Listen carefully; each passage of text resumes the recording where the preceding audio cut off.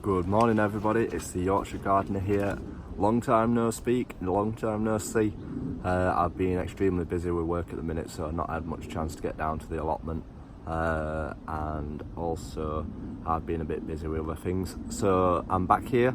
I'll be back vlogging and showing you around my plot regularly. Tomorrow I shall be doing a tour of my plot so you can see how it's getting on.